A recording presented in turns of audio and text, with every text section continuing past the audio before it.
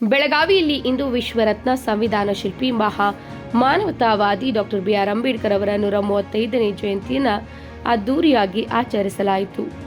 ವಿಶ್ವರತ್ನ ಸಂವಿಧಾನ ಶಿಲ್ಪಿ ಮಾನವತಾವಾದಿ doctor B R. Ambedkar ಅವರ 135ನೇ ಜಯಂತಿಯನ್ನು ಬೆಳಗಾವಿಯ ಅದ್ದೂರಿಯಾಗಿ ಆಚರಿಸಲಾಯಿತು. ಉದ್ಯಾನವನದಲ್ಲಿರುವ ಡಾಕ್ಟರ್ ಅಂಬೇಡ್ಕರ್ ಅವರ ಮೂರ್ತಿಗೆ ಜಿಲ್ಲಾ ಉಸ್ತುವಾರಿ ಮತ್ತು ಲೋಕೋಪಯೋಗಿ ಸಚಿವ ಸತೀಶ್ ಜಾರಕಿಹೊಳಿ, ಶಾಸಕ ಆಶಿಫ್ ಶೇಟ್ ಸೇರಿದಂತೆ ಇನ್ನುಳಿದ ಗಣ್ಯರು ಮಾಲಾರ್ಪಣೆ ಮಾಡಿ ಗೌರವ ಸಲ್ಲಿಸಿದರು. ಈ ವೇಳೆ ಮಾತನಾಡಿದ ಜಿಲ್ಲಾ ಉಸ್ತುವಾರಿ ಸಚಿವ ಸತೀಶ್ ಜಾರಕಿಹೊಳಿ ಅವರು, ಏಪ್ರಿಲ್ 14 ಸಂವಿಧಾನ ಶಿಲ್ಪಿ ಡಾಕ್ಟರ್ ಬಾಬಾ ಸಾಹೇಬ್ ಅಂಬೇಡ್ಕರರ ಜಯಂತಿಯ ದಿನ ಅತ್ಯಂತ ಮಹತ್ವವಾಗಿದೆ. ಎಲ್ಲರೂ ಬಾಬಾ ಸಾಹೇಬರ ವಿಚಾರಧಾರೆಗಳನ್ನು ಅರಿತು ಬಾಳಬೇಕು. ಸಂವಿಧಾನವನ್ನು ಅರ್ಥೈಸಿಕೊಂಡು ನಡೆದರೆ ದೇಶಕ್ಕೆ ಇನ್ನಷ್ಟು ಒಳ್ಳೆಯದಾಗುತ್ತದೆ ಎಂದರು. ಪ್ರತಿ ವರ್ಷ ಮಾಡುವಂಥ ಒಂದು ಐತಿಹಾಸಿಕ ಕಾರ್ಯಕ್ರಮ ಡಾಕ್ಟರ್ ಬಿ.ಆರ್. ಅಂಬೇಡ್ಕರ್ ಅವರ ಏಪ್ರಿಲ್ 14 ಇದು ಭಾಳ ಅತ್ಯಂತ ಮಹತ್ವದ ದಿನ ನಮಗೆಲ್ಲ. ಸೊ ಇಡೀ ದೇಶ ಮತ್ತು ವಿಶ್ವದಲ್ಲಿ ಕೂಡ ಈ ಜಯಂತಿಯನ್ನು ನಾವು ಆಚರಣೆ ಮಾಡ್ತೀವಿ. ಇವತ್ತು ಕೂಡ ಪ್ರತಿ ವರ್ಷದ ಬೆಳಗಾವಿಯಲ್ಲಿ ಅತ್ಯಂತ ಸರಳವಾಗಿ ಮತ್ತು ಸುಂದರವಾಗಿ ಕಾರ್ಯಕ್ರಮವನ್ನು ಮಾಡೋ ಮೂಲಕ ಅವ್ರ ವಿಚಾರಗಳನ್ನು ಪ್ರತಿಯೊಬ್ಬರಿಗೆ ಮೂಡಿಸಬೇಕು ಅನ್ನೋ ಕಾರಣಕ್ಕಾಗಿ ರಾಜ್ಯ ಸರ್ಕಾರ ಇದನ್ನು ಕಾರ್ಯಕ್ರಮವನ್ನು ಮಾಡ್ತಾಯಿದೆ. ಕೇಂದ್ರ ಸರ್ಕಾರ ಕೂಡ ಈ ಕಾರ್ಯಕ್ರಮ ಕೂಡ ಅವರು ಮಾಡ್ತಾರೆ.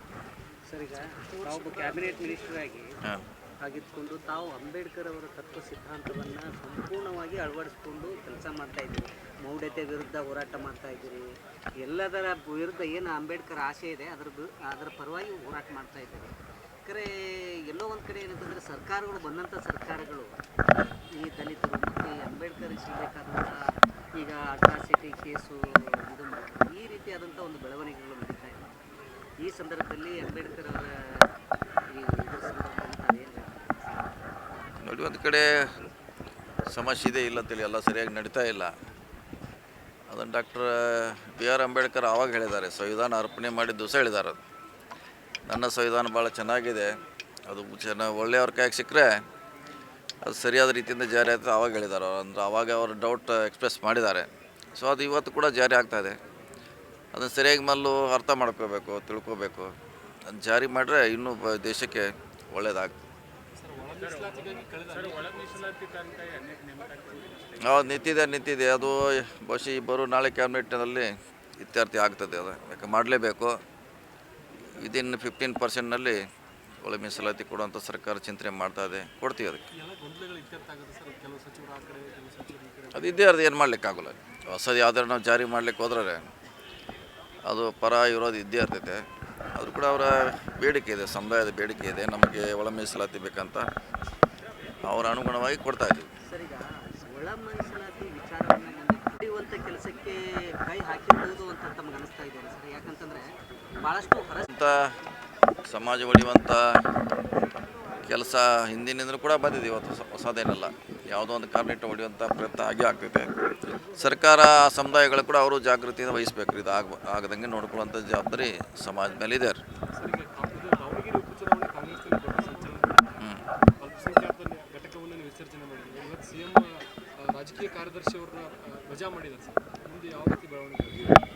ನೋಡೋಣ, ಅದು ಯಾಕೆ ಆಗ್ತದೆ ಗೊತ್ತಿಲ್ಲ. ಅದು ಯಾವ ಆಧಾರದ ಮೇಲೆ.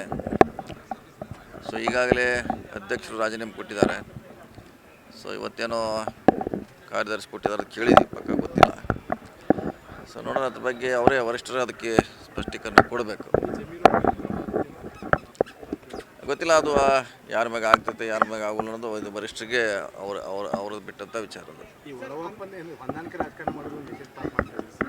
ಯಾವುದೇ ಚುನಾವಣೆ ಸಂದರ್ಭದಲ್ಲಿ ಪಕ್ಷ ವಿರೋಧಿ ಚಟುವಟಿಕೆ ಮಾಡುವಂಥವ್ರಿಗೆ ಹೊಂದಾಣಿಕೆ ರಾಜಕಾರಣ ನೋಡೋಣ, ಯಾವ ಕಾರಣದಿಂದ ಅದನ್ನು ಕೇಳ್ತಾ ಗೊತ್ತಿಲ್ಲ. ನೋಡೋಣ ಅದು ಯಾವ ಕಾರಣದಿಂದ ಅವ್ರು ಮಾಡ್ತಾರೆ. ಇದು ಸರ್ಕಾರವೇ ಸ್ಪಷ್ಟೀಕರಣ ಕೊಡಬೇಕು ಅದಕ್ಕೆ, ನಮ್ಮ ಪಕ್ಷ. ಸರ್, ಈಗ ಪ್ರಮುಖವಾಗಿ ಕೆಲವರು ಟೀಕೆ ಮಾಡ್ತಾರೆ ಸರ್. ಮೊದಲು KN ರಾಜಣ್ಣ ಇತ್ತು, ಅದಕ್ಕಿಂತ ಮೊದಲು ಈಗ ಮತ್ತೊಂದು ಸಮುದಾಯ ಅಥವಾ ಆ ನಾಯಕರನ್ನ ಟಾರ್ಗೆಟ್ ಮಾಡ್ತಾ ಇದ್ದಾರೆ. ಇಲ್ಲ, ಟಾರ್ಗೆಟ್ ಇಲ್ಲ. ಈಗ ಅವ್ರ ಸಮುದಾಯದವರು ಅದೇ ಸಮುದಾಯದವರು ಬರ್ತಾರೆ ಆ ಜಾಗದಲ್ಲಿ, ಬೇರೆಯವ್ರು ಯಾರು ಬರೋಲ್ಲ ರೀ. ಈಗ ರಾಜೀನಾಮೆ ಕೊಟ್ಟಾರ ಅಬ್ದುಲ್ ಜಬ್ಬಾರ್, ಅವ್ರ ಜಾಗದಲ್ಲಿ ಮುಸ್ಲಿಮ ಬರ್ತಾರೆ, ಮತ್ತು ಬೇರೆಯವ್ರು ಬರೋಲ್ಲ. ಸರ್, ಈಗ ಸಚಿವ ಸಂಪುಟ ವಿಚಾರವಾಗಿ ಸಾಕಷ್ಟು ಪರ್ಯಟನೆ ನಡೀತಾ ಇದೆ. ಬೆಳಗಾವಿ ಜಿಲ್ಲೆಗೆ ಮತ್ತೊಂದು ಸ್ಥಾನ ಸಿಗುತ್ತಾ? ಗೊತ್ತಿಲ್ಲ, ಅದು ವರಿಷ್ಠ ಮಾಡ್ಬೇಕು ರೀ. ಈಗೇನು ಈಗಾಗಲೇ 2 ಇದೆ, ಮುಂದಿನ ಸಾರಿ ಏನು ಮಾಡ್ತಾರೆ ಗೊತ್ತಿಲ್ಲ. ಎಷ್ಟು ಕೊಡ್ತಾರೆ ಎಷ್ಟು ಬಿಡ್ತಾರೆ ಅಂತ. ಸೊ ಅದನ್ನು ನೋಡೋಣ, ಕಾದು ನೋಡೋಣ. ಅದು ನಮ್ಮ ವ್ಯಾಪ್ತಿಗೆ ಬರೋಲ್ಲ. ಹೆಚ್ಚು ಕೊಡೋದು ಮಾಡೋದು ಕಡಿಮೆ ಮಾಡೋದು ಅದು ಹೈಕಮಾಂಡಿಗೆ ಬಿಟ್ಟಂಥ ವಿಚಾರ. ಕೇರಳ ಶಾಸಕರು ಹೋಗಿದ್ದಾರೆ, ಡೆಲ್ಲಿಗೆ ಹೋಗಿದ್ದಾರೆ, 3 ಸಾರಿ ಆಯ್ಕೆ ಆದವ್ರು ಹೋಗಿದ್ದಾರೆ. ಸೊ ಅದು ತೀರ್ಮಾನ ಅವರೇ ಮಾಡಬೇಕು, ಡೆಲ್ಲಿ ಅವರೇ ಮಾಡಬೇಕು. ರಾಜ್ಯದ ಹಂತದಾಗ ಯಾವುದು ನಾವು ರಾಜ್ಯ ಅಂತ ಏನು ಮಾಡೋದಿಲ್ಲ, ಬರೀ ರಾಜು. ಸೊ ರಾಜ್ಯದಲ್ಲಿ ಯಾವುದೂ ಇಲ್ಲ, ಎಲ್ಲ ಹೈಕಮಾಂಡ್ ಮಟ್ಟದಲ್ಲಿ ತೀರ್ಮಾನ ಆಗಬೇಕು. ಓಕೆ, ಅವ್ರಿಗೇನು ಹೆಲ್ಪ್ ಮಾಡ್ತಿದ್ದಾರೆ ಮಹಿಳೆಯರಿಗೆ. ಸೊ ಚರ್ಚೆ ಆದಮೇಲೆ ಅದ್ರ ಔಟ್ಕಮ್ ಬಂದಮೇಲೆ ಅದಕ್ಕೆ ಗೊತ್ತಾಗೋದು.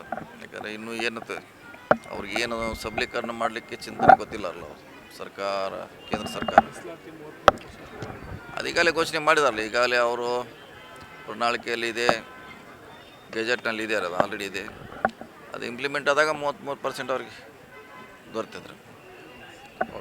ಉತ್ತರ ಮತಕ್ಷೇತ್ರದ ಶಾಸಕರಾದ ಆಶೀಫ್ ಶೇಟ್ ಅವರು ಡಾಕ್ಟರ್ ಬಾಬಾ ಸಾಹೇಬ ಅಂಬೇಡ್ಕರರು ಕೇವಲ ಒಂದೇ ಸಮುದಾಯಕ್ಕೆ ಸೀಮಿತವಾಗಿಲ್ಲ, ದೇಶದ ಪ್ರತಿಯೊಬ್ಬ ನಾಗರಿಕರಿಗಾಗಿ ಸಂವಿಧಾನದಲ್ಲಿ ಸಮಾಜ ಹಕ್ಕುಗಳನ್ನು ನೀಡಿದ್ದಾರೆ.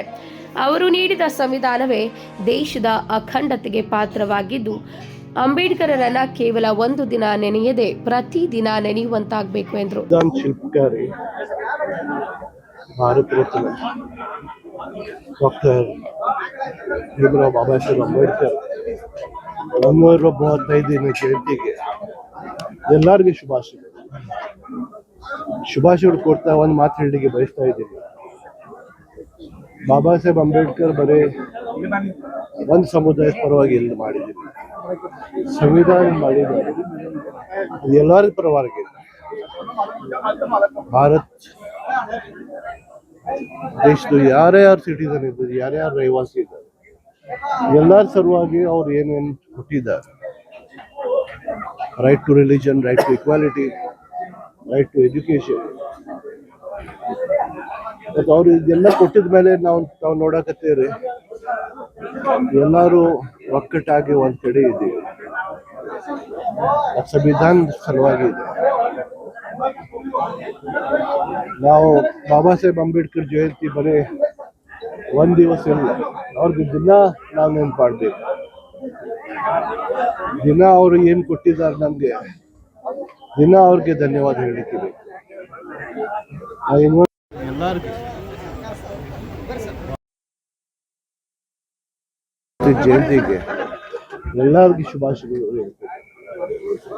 ಇದರ ಜೊತೆ ಎಲ್ಲರೂ ಇವತ್ತು ಉತ್ಸಾಹದಿಂದ ಒಕ್ಕಟ್ಟಾಗಿ ಇವತ್ತು ಜಯಂತಿ ಮಾಡೋದು. ಪ್ರತಿ ವರ್ಷದ ಹಾಗೆ ಡಾಕ್ಟರ್ ಬಾಬಾ ಸಾಹೇಬ್ ಅಂಬೇಡ್ಕರ್ ಅವರ ಜಯಂತಿ ನಿಮಿತ್ತ ಜಿಲ್ಲಾಡಳಿತ ಹಾಗೂ ಎಲ್ಲ ನಮ್ಮ ಸಂಘರ್ಷ ಸಮಿತಿಯ ಎಲ್ಲ ಯುವಕರು ಹಾಗೂ ಎಲ್ಲ ಜಿಲ್ಲೆಯ ಅಥವಾ ತಾಲೂಕಿನ ಎಲ್ಲ ಯುವಕರ ವತಿಯಿಂದ ನಾವು ಡಾಕ್ಟರ್ ಬಾಬಾ ಸಾಹೇಬ್ ಅಂಬೇಡ್ಕರ್ ಅವರ ಜಯಂತಿಯನ್ನ ಅತಿ ವಿಜೃಂಭಣೆಯಿಂದ ಪ್ರತಿ ವರ್ಷದ ಹಾಗೆ ಇವತ್ತು ಆಚರಿಸ್ತಾ ಇದೀವಿ. ಡಾಕ್ಟರ್ ಬಾಬಾ ಸಾಹೇಬ್ ಅಂಬೇಡ್ಕರ್ ಅವ್ರ ಬಗ್ಗೆ ಹೇಳೋದಂದ್ರೆ, ಇವತ್ತು ಮಾಡರ್ನ್ ಇಂಡಿಯಾದ ಆರ್ಕಿಟೆಕ್ಟ್ ಯಾರಾದ್ರೂ ಇದ್ರೆ ಅದು ಡಾಕ್ಟರ್ ಬಾಬಾ ಸಾಹೇಬ್ ಅಂಬೇಡ್ಕರ್ ಅವರು ಬರೆದಂತ ಸಂವಿಧಾನ, ಅವರು ಹಾಕಿಕೊಟ್ಟಂತ ಆದರ್ಶ ನಮ್ಮೆಲ್ಲರ ಜೀವನದಲ್ಲಿ ಒಂದು ಆದರ್ಶ ಇದ್ದಂಗೆ. ಅವರು ಬರುವಂತ ಪೀಳಿಗೆ ಆಗಿರ್ಬೋದು, ಇದ್ದಂತ ಪೀಳಿಗೆ ಆಗಿರ್ಬೋದು, ಪ್ರತಿಯೊಬ್ಬರಿಗೂ ಕೂಡ ಡಾಕ್ಟರ್ ಬಾಬಾ ಸಾಹೇಬ್ ಅಂಬೇಡ್ಕರ್ ಅವರ ಜೀವನೇ ನಮ್ಗೆಲ್ಲರಿಗೂ ಒಂದು ಸಂದೇಶ ಇದ್ದಂಗೆ.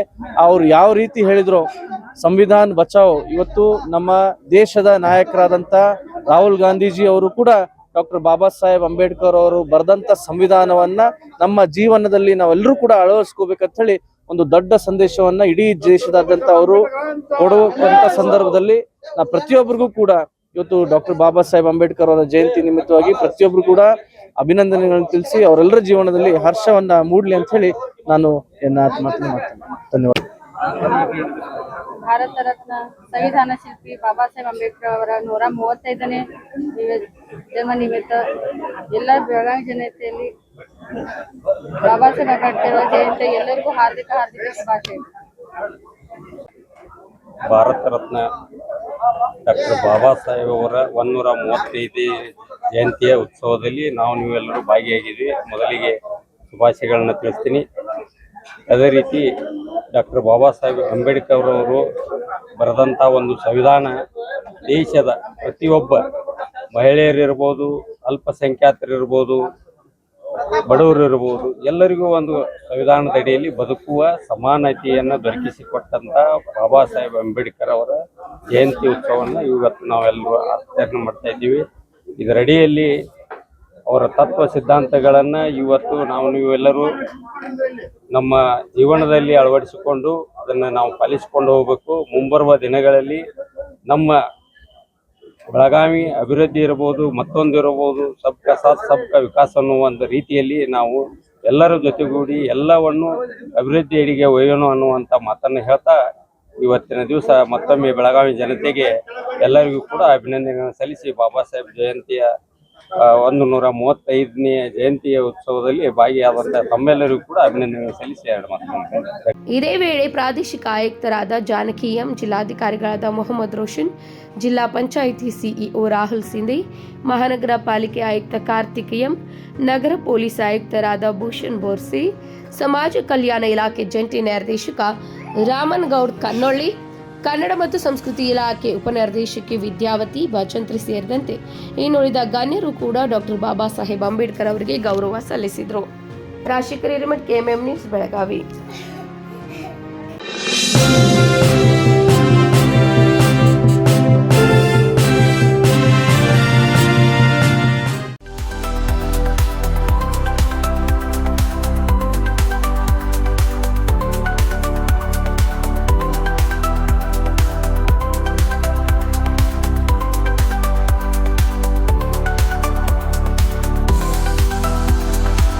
आदर्श ड्रेस सर्कल केवल पुरुषों के लिए लाए हैं ब्रांडेड शर्ट्स, टी शर्ट्स और जीन्स की नवीनतम रेंज।